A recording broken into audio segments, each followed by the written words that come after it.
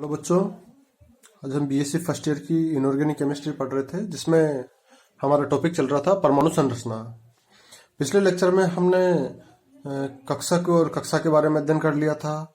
उसके बाद हमने चार क्वांटम संख्याओं के बारे में हमने अध्ययन कर लिया था। उसी क्रम में आज आगे बढ़ते हुए हम एसपी और डी कक्षकों की आकृति के बारे में पढ़ेंगे। ठीक है, तो चलो शुरू करते हैं। देखो, कक्षक नाभिक के चारों ओर के त्रिविमीय आकाश में वो क्षेत्र होता है। कक्षक क्या होता है हमने पहले भी इसको डिफाइन किया है, दोबारा देख लेते हैं। जिसमें किसी निश्चित ऊर्जा वाले इलेक्ट्रॉन के पाए जाने की संभावना प्रायिकता अधिकतम हो। अर्थात कक्षक क्या है, जहां पे इलेक्ट्रॉन के पाए जाने की संभावना अधिकतम हो। अतः जहां साई स्क्वायर का मान उच्च होता है वहां इलेक्ट्रॉन के पाए जाने की प्रायिकता भी उच्च होती है, और जिस स्थान पर साई स्क्वायर का मान कम होता है वहां इलेक्ट्रॉन के पाए जाने की प्रायिकता या संभावना बहुत कम होती है, क्षीण होती है। ठीक है, अब इसे एक एग्जांपल से समझ सकते हैं। जैसे हम एक इलेक्ट्रॉन वाले हाइड्रोजन परमाणु में एक ही इलेक्ट्रॉन होता है, हमने देखा है। इसका इलेक्ट्रॉनिक विन्यास क्या होता है, 1s1। अतः एक इलेक्ट्रॉन वाले हाइड्रोजन परमाणु की 1s कक्षक की तुलना एक ऐसे बोर्ड से करते हैं जिसमें लोग तीरंदाजी, जैसे हमने देखा है कि निशानेबाजी करने वाले लोग किस तरह से प्रशिक्षण करते हैं, तो सामने एक बोर्ड लगा देते हैं जिसमें अलग अलग रिंग बनी होती है। ठीक है, एक सेंटर पॉइंट होता है, उसके बाद एक रिंग होती है जहाँ पे 5 6 7 8 9 10 इस तरह से नंबर लिखे होते हैं।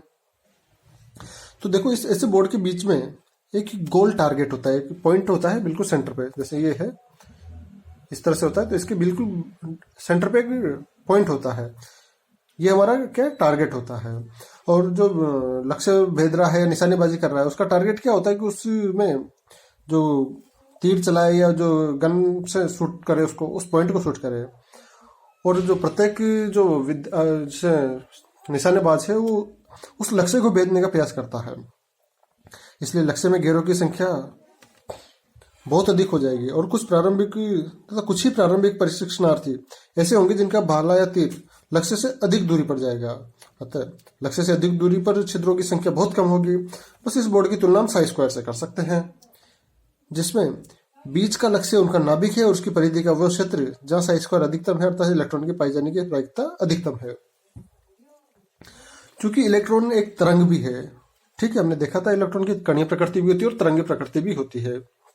अतः ये क्षेत्र एक आवेश युक्त अभ्र की भांति व्यवहार करता है, और इसी कारण कक्षकों के आवेश जो अभ्र बनता है अथवा इलेक्ट्रॉन घनत्व, जैसे जो आवेश होता है इसको अभ्र अथवा इलेक्ट्रॉन घनत्व कहते हैं।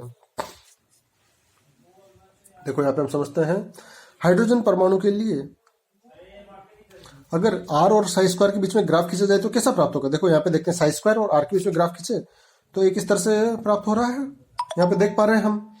अतः इसकी आकृति कैसी होगी, हम यहाँ पे देख पाते हैं इसकी आकृति कैसी होगी, ऐसी होगी, एक गोलाकार संरचना जैसी इसकी आकृति होती है।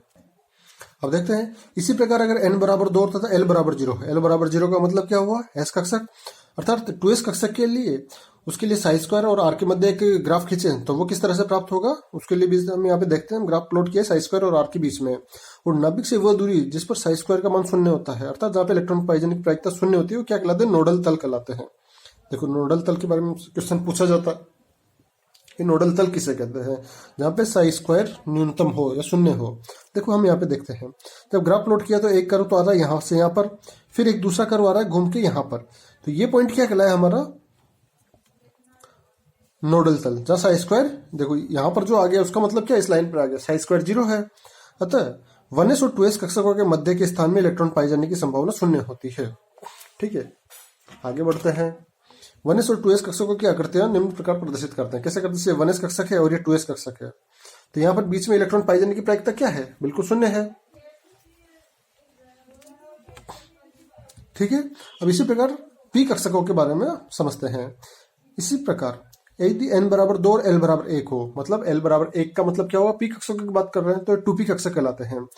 इसके लिए यदि मुख्य अक्ष पर दूरी r के विरुद्ध एक प्रायिकता घनत्व r की किसके खिलाफ, साई स्क्वायर के साथ 2p आलेखित किया जाए तो कैसा प्राप्त होगा, हम यहाँ पे देखते हैं। देखो, साई स्क्वायर और r के बीच में ग्राफ प्लॉट किया हमने, तो वो हमें यहाँ चित्रानुसार प्राप्त हो रहा है। अब इससे क्या निष्कर्ष निकलता है हमारा, इससे निष्कर्ष निकलता है कि p कक्षकों की आकृति डम्बल होती है, डम्बल शेप होती है, जिसमें दो पालियां होती है, उनके बीच में क्या होता है, नोडल तल होता है। तो दोनों पालियों पे तो इलेक्ट्रॉन पाए जाने की संभावना होती है और नोडल तल पर इलेक्ट्रॉन पाए जाने की प्रायिकता शून्य होती है। तीन पी कक्षकों P X P Y P Z की पालियां अक्षों की ओर अभिविन्यासित होती है और तीनों पी कक्षक नाभिक के चारों ओर एक गोलाकार मंडल बना लेते हैं। ठीक है, इनको आगे देखते हैं हम। तीनों पी कक्षक की आकृति हम आगे समझते हैं। देखो तीनों पी कक्षक की आकृति कैसी होती है। देखो ये पी एक्स है, ये पी वाई है और ये पी जेड है। इनकी नोड कहलाती है, ये नोडल तल कहलाते हैं। यहाँ पर क्या कहलाती है, हमारे इलेक्ट्रॉन पाए जाने की प्रायिकता क्या हो गई, बिल्कुल शून्य होती है। ठीक है, इसी प्रकार डी कक्षकों की आकृति डबल डम्बल्ड होती है, जिसकी चार पालियां होती है। डी जेड स्क्वायर कक्षक में दो पालियों के स्थान पर एक वलय बन जाती है। डी जेड स्क्वायर कक्षक कैसा होता है, देखो यहाँ पे हम डी जेड स्क्वायर कक्षक देख पा रहे हैं, ये वाला। इसमें दो पालियां नहीं होती, इसमें एक पाली होती है और एक क्या होती है, इसके ऊपर रिंग बन जाती है, ये वाली रिंग बन जाती है। पांचों डी कक्षकों को इस प्रकार दर्शाते, देखो ये एक्स अक्ष है, ये वाई अक्ष है और ये जेड अक्ष है। तो एक्स वाई के बीच में जो कक्षक बन रहे हैं तो वो क्या डी एक्स वाई कहलाएगा। एक्स जेड के बीच में D X Z, Y Z के बीच में डी वाई जेड। इसी प्रकार एक्स स्क्वायर वाई स्क्वायर जो अक्ष के अनुदिश है वो तल में है, ये एक्स के अनुदिश एक्स स्क्वायर पर और वाई स्क्वायर पर बना रहे तो D X square Y square, और जेड अक्ष के अनुदिश बना रहे तो डी जेड स्क्वायर कक्षक कहलाते हैं। चलो बच्चों आगे नेक्स्ट टॉपिक समझते हैं। नाभिक के बाह्य इलेक्ट्रॉनों का वितरण किस प्रकार होता है। ठीक है, परमाणु में विद्यमान विभिन्न कक्षकों में इलेक्ट्रॉनों का वितरण किस प्रकार से हो, उस व्यवस्था को परमाणु का इलेक्ट्रॉनिक विन्यास कहा जाता है। ठीक है, तो विभिन्न परमाणुओं के इलेक्ट्रॉनों का वितरण किस प्रकार से हो, इसका अध्ययन करने से पहले कुछ नियमों का अध्ययन कर लेते हैं, जिनकी सहायता से परमाणु का इलेक्ट्रॉनिक विन्यास तय होता है। वो नियम कौन कौन से हैं, देखते हैं। आपबॉव नियम। आपबॉव नियम क्या है, आपबॉव सिद्धांत के अनुसार किसी परमाणु में उसके विभिन्न इलेक्ट्रॉनों का वितरण का निर्धारण करता है। किसी परमाणु के विभिन्न कक्षकों में इलेक्ट्रॉन भरने का क्रम उसकी बढ़ती हुई ऊर्जा के क्रम में होता है। ठीक है, अगर किसी परमाणु इलेक्ट्रॉन भर रहे हैं तो जो क्रम है, मतलब उसको ऊर्जा बढ़ती हुई जा रही है, आगे जैसे जैसे आगे बढ़ते जाएंगे उसकी ऊर्जा बढ़ती जाएगी। इसे और आगे समझेंगे विभिन्न नियमों की सहायता से। देखो सर्वप्रथम न्यूनतम ऊर्जा वाले कक्षक में इलेक्ट्रॉन भरते हैं। ठीक है, फिर उससे अधिक ऊर्जा वाले कक्षक में बढ़ते जाते और ये क्रम लगातार चलता रहता है। अतः परमाणु के इलेक्ट्रॉनिक विन्यास के निर्धारण में ये नियम अत्यंत महत्वपूर्ण है। आपबॉव सिद्धांत में निम्नलिखित नियम मूल नियम शामिल होते हैं। कौन कौन से नियम शामिल है, दो नियम शामिल होते हैं। एक तो पाउली का अपवर्जन सिद्धांत और दूसरा हुंड का बहुलता का नियम। ये दोनों नियम है और एक और तीसरा नियम कहलाएगा जो हमारे पास लास्ट में N+L का नियम, जिसके अनुसार हम इलेक्ट्रॉनिक विन्यास निर्धारित करेंगे। तो पाउली का अपवर्जन सिद्धांत क्या कहलाता है कि किन्हीं दो इलेक्ट्रॉनों की चारों क्वांटम संख्या एक जैसी नहीं हो सकती। सिंपल सी लैंग्वेज है, किन्हीं दो इलेक्ट्रॉनों की चारों क्वांटम संख्या एक जैसी नहीं हो सकती। अर्थात किसी परमाणु के कोई दो इलेक्ट्रॉन परस्पर बिल्कुल समान नहीं हो सकते। अगर सब कुछ समान हो तो उनका चक्रण तो विपरीत होगा ही होगा। ठीक है, इसे सर्वप्रथम पाउली ने 1925 में बताया था और उसी के नाम के आधार पर यह सिद्धांत रख दिया, पाउली का अपवर्जन सिद्धांत कहलाता है। इस नियम के अनुसार अब देखो हमें सदैव एक लाइन में याद रखना है इसको, एक कक्षक के दोनों इलेक्ट्रॉनों का चक्रण सदैव विपरीत होता है, समांतर नहीं होता। ठीक है, देखो ये क्या कहलाया, हमने एक कक्षक में इलेक्ट्रॉन भर रहे थे तो यह पाउली का अपवर्जन सिद्धांत ये कहलाता है कि जो दोनों इलेक्ट्रॉन है इनका चक्रण विपरीत होगा। यहां से ये तो सही है, लेकिन अगर हम ये कोई बोले कि सब दोनों चक्रणों का इलेक्ट्रॉन समान, दोनों इलेक्ट्रॉनों का चक्रण समान हो जाए तो ये गलत हो जाएगा। ये पाउली नियम के अनुसार नहीं है। ठीक है, तो पाउली नियम में हमें इतनी सी बात याद रखनी है कि एक कक्षक में दोनों इलेक्ट्रॉनों का चक्रण सदैव विपरीत होता है, समांतर नहीं होता। इतनी सी लाइन याद रखनी है। अब इसके एप्लीकेशंस क्या क्या है, इसकी सहायता से इलेक्ट्रॉनों की चारों क्वांटम संख्याएं भिन्न भिन्न करते हुए हम इलेक्ट्रॉनों के तो तत्वों का इलेक्ट्रॉनिक विन्यास लिख सकते हैं। दूसरा क्या है, इसकी सहायता से यह बताया जा सकता है कि एक कक्षक में अधिकतम दो ही इलेक्ट्रॉन रह सकते हैं जिनका चक्रण विपरीत होता है। तो ये पाउली का अपवर्जन सिद्धांत हो गया, जिसमें दो इलेक्ट्रॉन विपरीत चक्रण वाले एक कक्षक में रहते हैं। नेक्स्ट है हुंड का बहुलता का नियम। देखो हुंड का बहुलता का नियम क्या बोलता है, समान ऊर्जा वाले कक्षकों में इलेक्ट्रॉन को भरने से हुंड का नियम अत्यंत महत्वपूर्ण रोल प्ले करता है। इसका पूरा नाम हुंड का अधिकतम बहुलता का नियम भी कहते हैं। देखो पूरा नाम क्या है, अधिकतम बहुलता का नियम, लेकिन संक्षिप्त में से हुंड का नियम भी कह देते हैं या हुंड का बहुलता का नियम कह देते हैं। इस नियम के अनुसार यदि समान ऊर्जा स्तर वाले रिक्त कक्षक उपलब्ध हो तो इलेक्ट्रॉन पहले रिक्त कक्षक में जाएगा और जब समान ऊर्जा वाले सारे कक्षक एक एक इलेक्ट्रॉन द्वारा भर जाएंगे तो उसमें विपरीत चक्रण वाला दूसरा इलेक्ट्रॉन आएगा और उसका युग्मन होता जाएगा। ठीक है, तो हुंड का इलेक्ट्रॉन ये बहुलता का नियम बोलता है। जैसे कार्बन का इलेक्ट्रॉनिक विन्यास क्या है, 1s2 2s2 2px2, ये होना चाहिए था लेकिन ये नहीं होता है। ठीक है, 2p2 तो होता है लेकिन क्यों नहीं होता है, देखते हैं इसका इलेक्ट्रॉनिक विन्यास क्या होगा, 1s2 2s2 2px1 2py1 2pz0, ये होता है। क्यों, क्योंकि हमने क्या पढ़ा यहाँ पर, देखो समान ऊर्जा स्तर वाले रिक्त कक्षक उपलब्ध हो तो इलेक्ट्रॉन पहले रिक्त कक्षकों में जाएगा, युग्मन नहीं होगा तब तक। ठीक है, यहाँ पे इसे समझते हैं। जैसे यहाँ पे पी के इलेक्ट्रॉन है, 3 कक्षक है, P X P Y P Z, और यहाँ पे पी में 2 इलेक्ट्रॉन जाने हैं तो पहले एक इलेक्ट्रॉन फिर दूसरा इलेक्ट्रॉन, इस तरह से जाएगा। तो मान लो कोई तीसरा इलेक्ट्रॉन आ गया तो तीसरा इलेक्ट्रॉन यहाँ जाएगा, ऐसा नहीं होगा। यहाँ पे देखते हैं कि 2 इलेक्ट्रॉन है तो यहाँ पे भर दें और इसको खाली छोड़ दें, ये गलत है, ये सही है। ठीक है, देखते हैं यहाँ पर इलेक्ट्रॉन कैसे विन्यास होगा।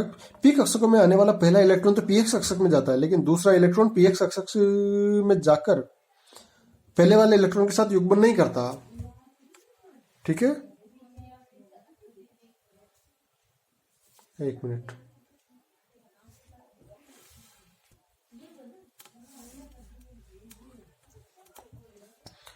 देखो दूसरा इलेक्ट्रॉन कहाँ जाएगा, पीएच कक्षक में नहीं जाकर जो रिक्त पड़ा पीवाई कक्षक में जाता है। इस प्रकार नाइट्रोजन के साथ इलेक्ट्रॉन का विन्यास क्या होगा, 1s2 2s2 2px1 2py1 2pz1 होता है। और 8 जैसे इसके बाद ऑक्सीजन की 8 इलेक्ट्रॉन है, उसका इलेक्ट्रॉन विन्यास के लिए क्या है, देखो एक एक युग्मित इलेक्ट्रॉन से सारे कक्षक भर गए, उसके बाद अब युग्मन चालू होगा। तो 1s2 2s2 2px2 2py1 2pz1 होता है। क्यों, क्योंकि 2p कक्षक में कोई रिक्त कक्षक उपलब्धि नहीं है, तो जब युग्मित इलेक्ट्रॉनों का चक्रण विपरीत हो जाता। देखो यहाँ पे क्या लिखा है हमने, एक चीज, जो युग्मित इलेक्ट्रॉन है उसका चक्रण कैसा होता है, विपरीत होता है।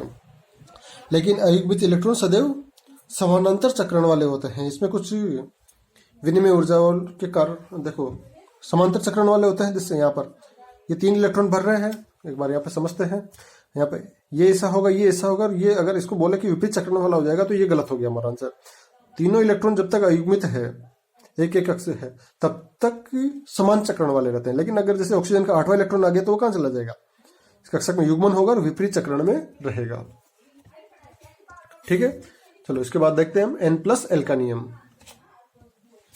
चलो, कक्षकों में इलेक्ट्रॉन भरने का क्रम उनकी ऊर्जा के अनुसार होता है। सर्वप्रथम निम्नतम ऊर्जा वाले कक्षक भरे जाते हैं, फिर उससे उच्चतर ऊर्जा वाले कक्षकों में इलेक्ट्रॉन भरे जाते हैं। ये नियम अब्बाउ ने दिया था कि किस कक्षक की ऊर्जा कम है और किस कक्षक की अधिक है।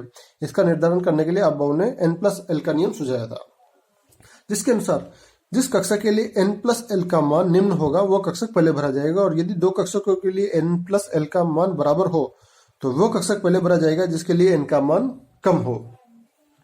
यहाँ पे n क्या है और l क्या है, देखो n तो क्या है, हमने मुख्य क्वांटम संख्या, और l क्या है, द्विगांशी क्वांटम संख्या। ठीक है, इतनी सी बात है। उदाहरण के लिए जैसे 4s और 3d, 4s के लिए n क्या है, n 4 और s क्या है 0, तो n+l कितना हो, l क्या है मतलब 0, तो n+l कितना हुआ 4, और 3d के लिए क्या हो गया, n क्या है 3 और l 2, 5 हो गया। तो पहले इलेक्ट्रॉन कहाँ जाएगा, 4s में जाएगा, फिर 3d में जाएगा। इसी प्रकार 4p और 3d के लिए कक्षकों के लिए देखो n+l क्या है, 4 के लिए 4 + 1 5 और 3d के लिए 3 + 2 5, तो ये दोनों के लिए 5 हो गया, समान हो गया। तो कहाँ जाएगा, जहाँ पे n का मान कम हो, तो 3d में जाएगा 4p से पहले। ठीक है, ठीक है, तो यहाँ पर कहाँ जाएगा, 3d कक्षक में चला जाएगा इलेक्ट्रॉन 4p से पहले, क्योंकि n का मान कम है। चलो आगे बढ़ते हैं हम। परमाणु क्रमांक बढ़ने के साथ कक्षकों की आपेक्षिक ऊर्जा में परिवर्तन भी होता है। देखते हैं, किसी परमाणु के नाभिक में विद्यमान प्रोटॉनों की संख्या को अथवा उदासीन परमाणु में विद्यमान इलेक्ट्रॉनों की संख्या को परमाणु क्रमांक या परमाणु संख्या कहते हैं। अब क्या होगा, यदि किसी परमाणु में नाभिक में विद्यमान प्रोटॉन और न्यूट्रॉनों की संख्या का योग क्या कहलाता है, द्रव्यमान संख्या कहलाता है। तत्व के परमाणु क्रमांक बढ़ने के साथ उसमें विद्यमान इलेक्ट्रॉनों की संख्या में वृद्धि होती जाती है। जैसे तत्व परमाणु क्रमांक बढ़ता जा रहा है तो इलेक्ट्रॉन भी बढ़ते जा रहे हैं, क्योंकि परमाणु क्रमांक और इलेक्ट्रॉन की संख्या तो लगभग एक ही परिभाषा दी हमने उदासीन परमाणु के कंडीशन में, और वो उच्चतर ऊर्जा वाले कक्षकों में बढ़ते जाते हैं। तत्वों के परमाणु क्रमांक बढ़ने के साथ विभिन्न कक्षकों की ऊर्जा किस प्रकार परिवर्तित होती है, इसे हम यहाँ पे दर्शा सकते हैं। देखो ऊर्जा किस प्रकार परिवर्तित होती है, एस कक्षक में इस तरह से होती है। फर्स्ट एन क्वांटम संख्या भी दी है, 1s की ऊर्जा कम होती है, देन 2s 2p की, देन 3s 3p 3d की, then 4s 4p 4d 4f की दर्शाई गई है यहाँ पर। अब हम यहाँ पे देखेंगे कि 4s के बाद जो ऊर्जा कहाँ पे आती है, 3d की आती है। देन 4p की आती है। जो हमने n+l के नियम से समझा है वो यहाँ पे समझाया गया है। उसके बाद आता है हमारा अर्धपूरित और पूर्णपूरित कक्षकों का स्थायित्व। अब अपूर्ण कक्षकों की तुलना में अर्धपूरित और पूर्णपूरित कक्षकों का स्थायित्व अधिक होता है। अतः परमाणु के इलेक्ट्रॉनिक विन्यास में इलेक्ट्रॉनों का वितरण इस प्रकार से होता है कि जहां तक कोशिश हो जो ये उपकोष हैं वो अर्धपूरित अथवा पूर्णपूरित हो। इसके लिए वो चाहे तो इलेक्ट्रॉन को एडजस्ट भी कर सकते हैं, जैसा कि हमने जैसे 3D क्रोमियम का इलेक्ट्रॉनिक विन्यास में हम देख पाते हैं। तो चलो बच्चों, इसके बाद आगे का पार्ट जो तत्वों का इलेक्ट्रॉनिक विन्यास है उसको नेक्स्ट लेक्चर में देखते हैं। धन्यवाद।